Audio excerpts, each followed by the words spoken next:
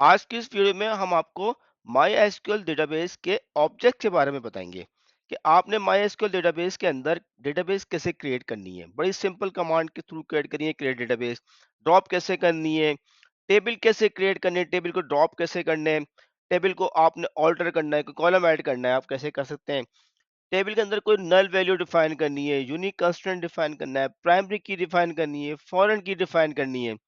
फिर आज के बाद जो नेक्स्ट क्लास होगी हम आपको उसमें बताएंगे आपने चेक कंस्ट्रेंट कैसे डिफाइन करने हैं, आपने इंडेक्सेस कैसे बनाने हैं, फिर आपने ऑटो इंक्रीमेंट फील्ड कैसे बनानी है, आपने प्रोसीजर्स कैसे क्रिएट करने हैं, आपने व्यूज कैसे क्रिएट करने हैं। तो स्टार्ट करते हैं।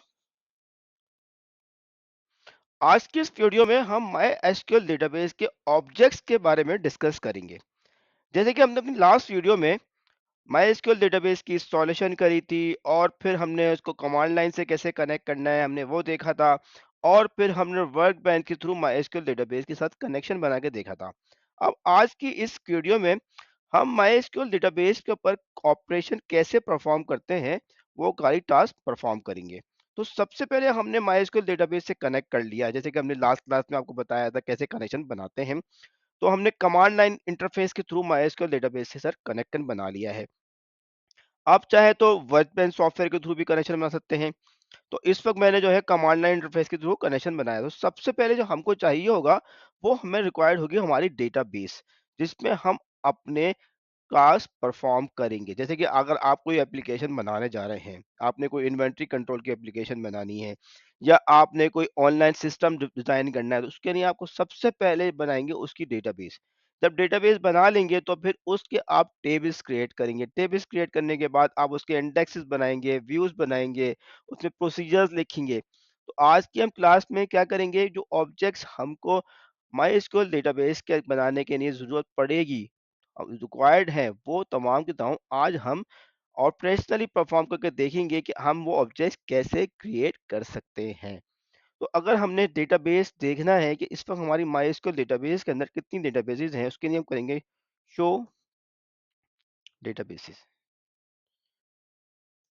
तो इस वक्त इस माइस्क्यूल सेटअप के अंदर मेरे पास ये सब तमाम के तमाम डेटाबेसेस हैं। जैसे इंफॉर्मेशन स्कीमा है, ये बाय डिफॉल्ट डेटाबेस होती है। माई एसक्यूएल है, परफॉर्मेंस स्कीमा एंड सिस, ये डिफॉल्ट डेटाबेस होती है। एक करियर के नाम से डेटाबेस आप देख रहे हैं, ये मैंने एक डेटाबेस मैं यूज कर रहा हूँ। अभी मैं क्या करता हूँ, आपके सामने एक नई डेटाबेस डेटाबेस क्रिएट करता हूँ, उसका नाम देता हूँ क्रिएट डेटाबेस इन्वेंट्री। बहुत सिंपल, जस्ट एंटर कर दें, ये डेटाबेस क्रिएट हो गई। यहाँ लिखें शो डेटाबेसेस, तो देखें इन्वेंट्री की डेटाबेस जो है मेरे यहाँ पर आपको नजर आना शुरू हो जाएगी। अब मैंने इन्वेंट्री की डेटाबेस के अंदर ऑब्जेक्ट्स क्रिएट करने हैं, तो यहाँ पे हुआ यूज इन्वेंट्री। ये डेटाबेस चेंज हो गई, डेटाबेस चेंज और इन्वेंट्री आ गई है।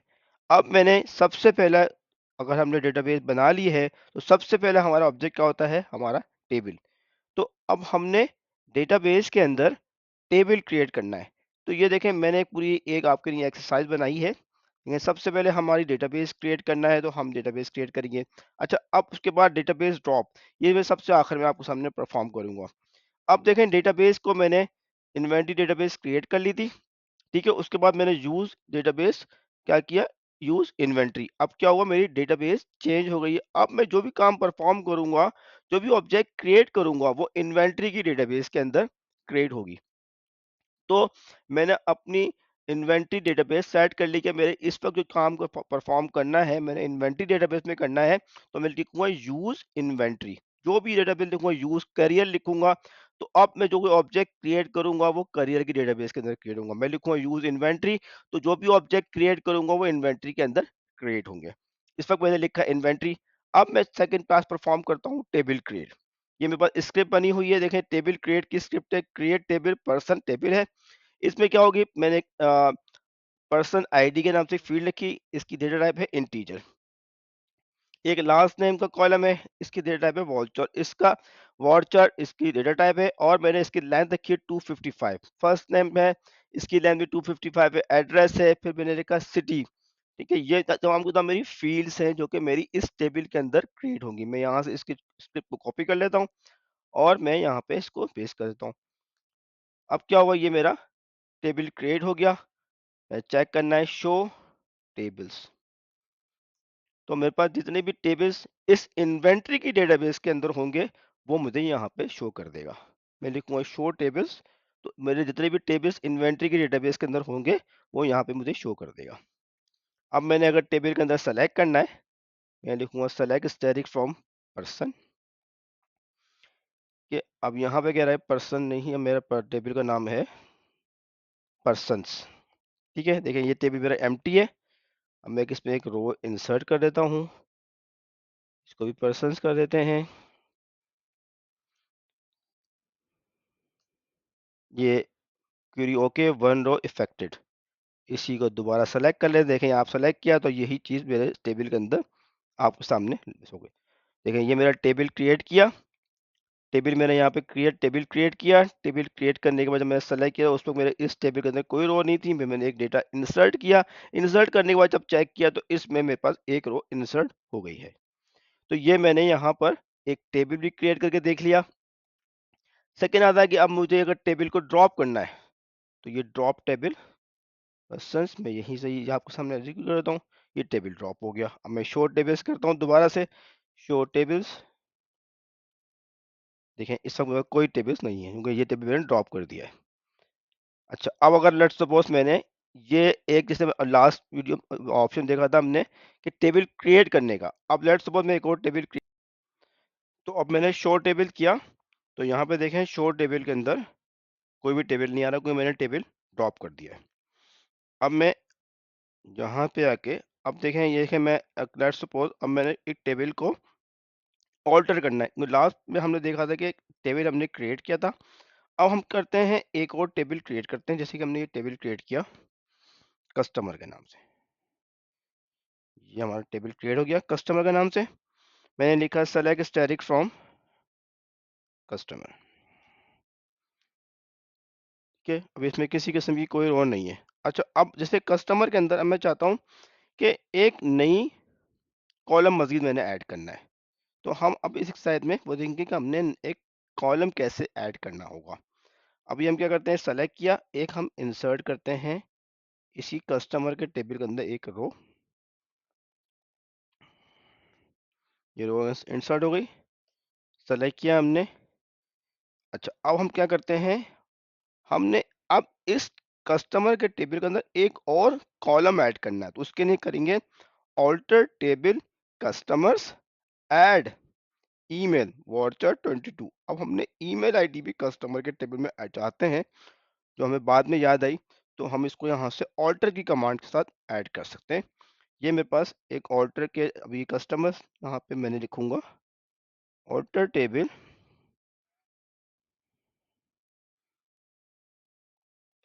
कस्टमर। ठीक है, टेबल ऐड, ये हो गई मेरे पास ऑल्टर की कमांड सक्सेसफुल चल गई है। अब मैं इसको दोबारा सेलेक्ट करता हूँ। अब देखें ईमेल आईडी आ गई है इस वक्त नल, इसने एक कॉलम ऐड कर दिया है और इसमें नल वैल्यू भी इंसर्ट हो गई है। अब मैं यहाँ पे दोबारा से इंसर्ट करता हूँ,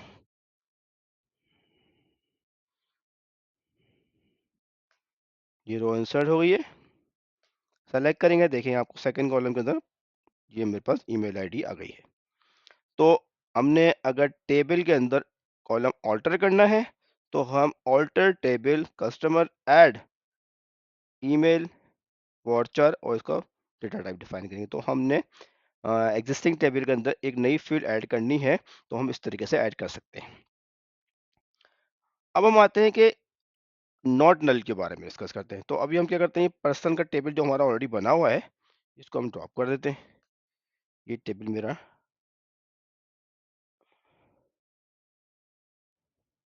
है ही नहीं, शो टेबल्स कर लेते हैं यहाँ पर, सिर्फ कस्टमर का टेबल है। ठीक है, तो ये ड्रॉप करने की जरूरत नहीं है, मैं डायरेक्ट इस टेबल को क्रिएट करूँगा। ये टेबल क्रिएट हो गया। सेलेक्ट स्टैटिक फॉर्म में पर्सन सेलेक्ट कर लेता हूँ, पर्सन्स। ठीक है, इसमें कोई रो मेरे पास इस वक्त नहीं है। अब मैं क्या करता हूँ, एक इसके अंदर रो इंसर्ट करता हूँ।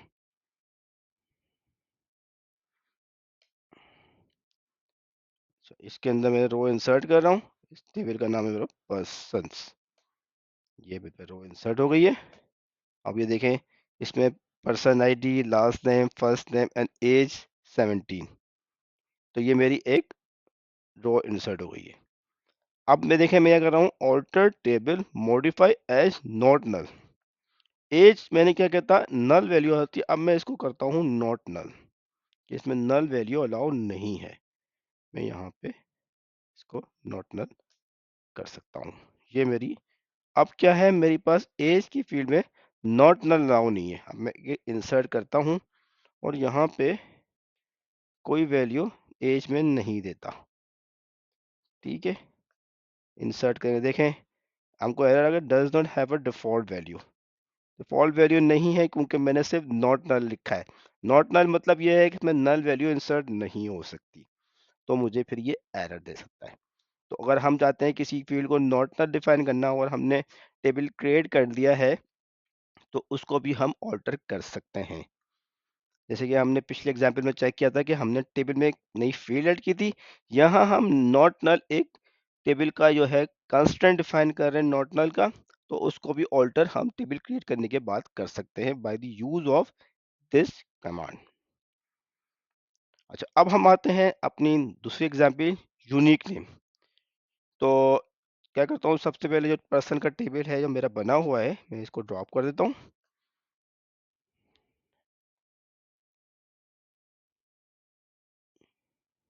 यूनिक नेम देखें, मैं क्या करें, create table persons, person ID not null है, last name, first name, integer, और ये constraint unique person, unique ID.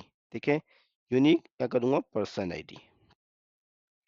अब मैं क्या करूँगा, पर्सन आईडी को यूनिक डिफाइन करूँगा। ठीक है, एक टेबल क्रिएट कर देता हूँ। यूनिक नंबर क्या है, नॉन डुप्लीकेट वैल्यू। मैंने ये एक टेबल क्रिएट हो गया। अब मैं यहाँ पे एक इंसर्शन करके देखता हूँ।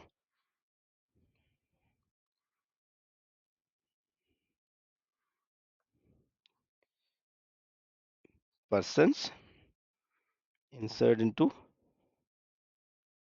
पर्सन। ये रो मेरी इंसर्ट हो गई है। सेलेक्ट करके देख लेते हैं। Select static from persons. ठीक है, इसी रो को मैं दोबारा इंसर्ट कर देता हूँ। देखिए, जैसे ही मैंने इंसर्ट किया, इसने मुझे एरर कह दिया, डुप्लीकेट एंट्री 14 की। ठीक है, तो अब क्या, यूनिक की डिफाइन करने का हमें ये बेनिफिट मिल गया कि हम इसमें वही सेम नंबर दोबारा इंसर्ट करेंगे तो हमें ये एरर मिलेगा। तो अब देखें, ये में से कि मैंने दोबारा से यहाँ पर अब एक और यूनिक की डिफाइन कर सकता हूँ। मैं कर लेता हूँ लास्ट नेम के अंदर भी यूनिक की बना देता हूँ। ये मैंने एक और यूनिक की डिफाइन करी फॉर द लास्ट नेम। अब मैं यही इंसर्ट करता हूँ सेम, और लास्ट नेम की जो मेरी फील्ड थी वो थी हुसैन। मैं यहाँ पे इसको 2 कर देता हूँ। देखें देखें, इसने मुझे फिर एरर दिया, डुप्लीकेट ट्री फॉर हुसैन। मैं यहाँ से 1 ऐड कर देता हूँ। ये रो इंसर्ट हो गई है और मैं इसको दोबारा सेलेक्ट करता हूँ। अब देखें, मेरे पास इसमें मैंने 2 यूनिक की डिफाइन की हुई है, वो पर्सन आईडी के ऊपर और लास्ट नेम के अंदर भी। तो यूनिक की अगर मैंने बनानी है तो क्रिएट टेबल करते वक्त मैं चाहूँ तो कांस्टेंट डिफाइन कर सकता हूँ। इस तरीके की सिंटैक्स है। और मैं अपना टेबल क्रिएट कर देने के बाद alter table person add unique के नाम से भी अगर मैं कमांड चलाऊंगा तो इससे भी मैं क्रिएट कर सकता हूँ। आगे चलते, ये है प्राइमरी की। प्राइमरी की मैं पहले इस टेबल को ड्रॉप कर देता हूँ। प्राइमरी की और यूनिक के देखें, यूनिक की और प्राइमरी की अगर देखे जाए तो दोनों में नॉन डुप्लीकेट वैल्यू। सिर्फ फर्क क्या होता है, यूनिक में आप जो है नल वैल्यू अलाउ होती है, प्राइमरी की के अंदर नन वैल्यू अलाउ नहीं होती। और एक टेबल के अंदर एक आप की मतलब एक ही प्राइमरी की डिफाइन कर सकते हैं, मल्टीपल प्राइमरी की डिफाइन नहीं कर सकते। यूनिक की मल्टीपल डिफाइन कर सकते हैं, जैसे हमने यूनिक की लास्ट टाइम भी रखी थी, पर्सन आईडी को भी यूनिक की हमने डिफाइन कर लिया था। तो प्राइमरी की एक हो सकती है, कंपोजिट की वो अलग चीज़ है। क्या कंपोजिट की मैं 2 कॉलम को मिला के एक प्राइमरी की बना लूँ तो वो बना सकता हूँ, मगर 2 प्राइमरी कीज़ नहीं बना सकता। तो ये मैंने टेबल ड्रॉप कर दिया है। अब मैं एक और इसमें टेबल क्रिएट करता हूँ और विद प्राइमरी की क्या रखूँ इसके अंदर, आईडी और लास्ट नेम। आईडी क्या है? मेरी पर्सन आईडी। मैं यहीं से इसको कॉपी पेस्ट कर लेता हूँ। ये सेम मैंने एक कंपोजिट की बनाई है, person ID comma last name, ये दोनों को मिलके मेरी एक प्राइमरी की बनेगी। ये मेरा टेबल क्रिएट हो गया है। अब ये देखें, मैं यहाँ से एक इसके अंदर वैल्यू इंसर्ट कर देता हूँ।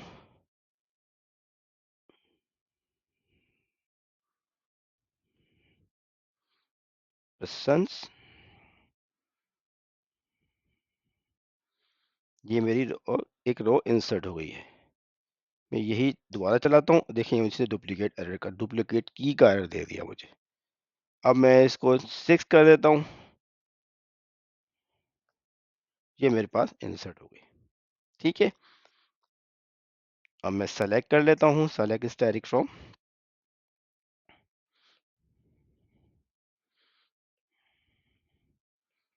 पर्सन्स। तो अब मेरे पास पर्सन से देखें, ये मेरे पास पर्सन आईडी 5 और इसकी last name Hussain, person ID 6, last name Hussain, ये दोनों को मिला के अगर मैं दोबारा पर्सन आईडी 6 और हुसैन एंटर करूंगा तो डुप्लीकेट की का एरर देगा मुझे। तो ये मेरे पास प्राइमरी की भी मैंने इसमें जनरेट कर दी है। अच्छा, अब आती है प्राइमरी की। आप देखें, ये से मैंने यहाँ पे प्राइमरी की डिफाइन करी है। प्राइमरी की मैं दोबारा से भी डिफाइन कर सकता हूँ, जैसे कि मैंने टेबल क्रिएट करते वक्त प्राइमरी की बनाई थी। मैं टेबल जब मेरा क्रिएट हो चुका है और मैं उसके बाद प्राइमरी की बनाना चाहता हूँ तो भी कर सकता हूँ। मैं से अभी इस टेबल को मैं ड्रॉप करता हूँ, ये टेबल मेरा ड्रॉप हो गया है। अब मैं इस टेबल को दोबारा क्रिएट करता हूँ और इसमें मैं प्राइमरी की नहीं डिफाइन करता। मैंने कॉपी किया यहाँ से और ये मेरा टेबल क्रिएट हो जाएगा।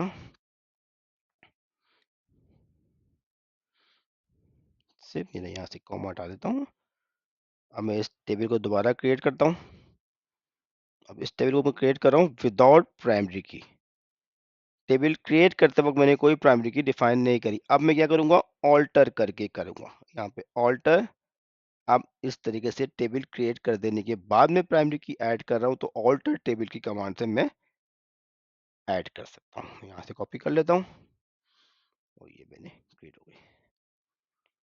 अब मैं यहाँ से वही चीज़ में इंसर्ट कर देता हूँ,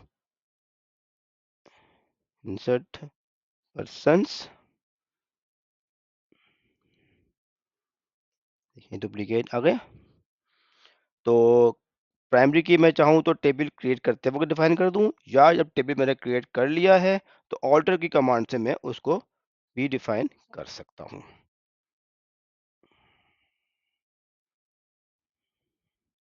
अब आती है, ये भी इंपॉर्टेंट चीज़ है, फॉरेन की। फॉरेन की क्या है, रिलेशनशिप बना रहा हूँ मैं, दो टेबल की कीज के दरमियान रिलेशनशिप बना रहा हूँ। तो मेरे दो टेबल्स हैं, जैसे पर्सन है, ऑर्डर। मैं पहले क्या करता हूँ, पर्सन का टेबल मेरा ऑलरेडी बना हुआ है, मैं इसको ड्रॉप कर देता हूँ, ये टेबल ड्रॉप हो गया है। मैं एक नया टेबल क्रिएट कर रहा हूँ पर्सन के नाम से। देखें, इसमें मैंने क्या किया, एक प्राइमरी की डिफाइन करी है, उसको क्या नाम दे दिया, प्राइमरी की पर्सन आईडी रख लेता हूँ यहाँ पर।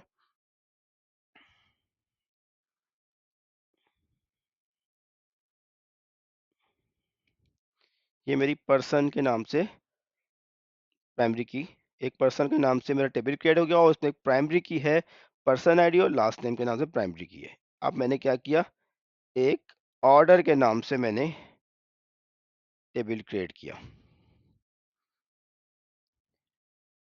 अब मैं क्या करूँगा, एक इस टेबल को दोबारा ड्रॉप करता हूँ, सिर्फ इसमें पर्सन आईडी को प्राइमरी की बनाता हूँ, लास्ट नेम को नहीं करता, सिर्फ पर्सन आईडी को प्राइमरी की बना रहा हूँ। कॉपी किया मैंने, सिर्फ मेरी पर्सन आईडी है वो प्राइमरी की है। अब मैं एक और टेबल क्रिएट करता हूँ ऑर्डर का, ये मेरा ऑर्डर का टेबल क्रिएट हो गया। अब देखें, इस टेबल को क्रिएट करते वक्त मैंने यहाँ पे डिफाइन किया कंस्ट्रेंट। देखें, इस टेबल का मैंने क्रिएट टेबल किया पर्सन का और इसमें कंस्ट्रेंट डिफाइन किया प्राइमरी की पर्सन आईडी का। अब एक टेबल क्रिएट किया मैंने ऑर्डर के नाम से, उसमें मैंने की अपनी डिफाइन की पर्सन आईडी के, और यहाँ पे कंस्ट्रेंट डिफाइन किया फॉरेन, एफ के पर्सन ऑर्डर, फॉरेन की person ID of order table, references person, person table, this person ID. तो इस पर्सन आईडी, पर्सन के टेबल की पर्सन आईडी को लिंक कर दो ऑर्डर के पर्सन आईडी के साथ में।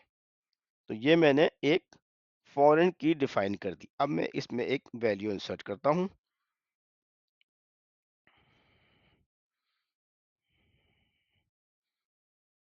ऑर्डर में। सबसे पहले क्या करता हूं, मैं ऑर्डर के अंदर एक वैल्यू इंसर्ट करता हूं।